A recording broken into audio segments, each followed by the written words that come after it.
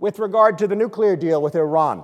The very fact that the deal went through suggests that the Supreme Leader wanted it to go through and will have every interest in making sure that it actually continues to be followed. On the other hand, everything that we've seen suggests that he's not particularly interested in a rapid, broad opening to the world, either economically or politically. And so the best bet is that the terms of the deal will be kept, but there won't necessarily be a rapid, swift, broader opening or greater rapprochement. Russia.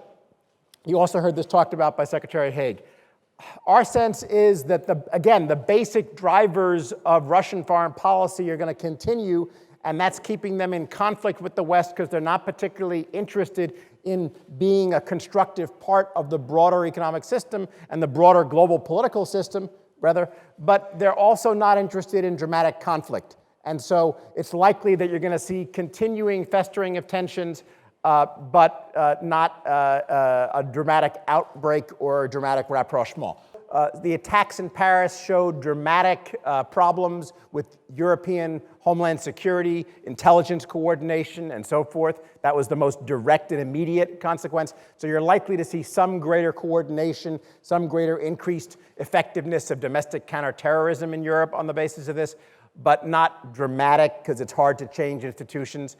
Daesh, however, is starting to attract more enemies than it can handle. It has succeeded in annoying and attacking lots of various players. And it's almost as if it is trying to draw outside powers in to a great final battle. Of course, some think that is indeed its strategy. Whether or not you're going to likely see that, and I think that's an open question, you are likely to see increasing external pressure on Daesh.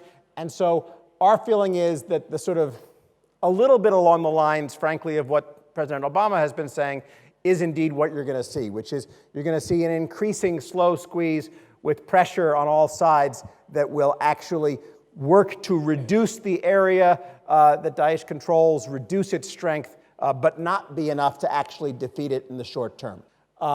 Sinai, likely to see a continuation of the local conflict because the drivers are going to continue, but it's also not likely to expand dramatically outside Sinai. So it's probably not going to affect the stability of the Egyptian government as a whole. The UAE actually has set a really good example here. It's not entirely clear if others will continue to follow it and how far things will trend, but essentially reducing subsidies, implementing taxes, and generally getting finances in better shape will ultimately increase budget balances without causing too much popular unrest, but it depends on how this plays out.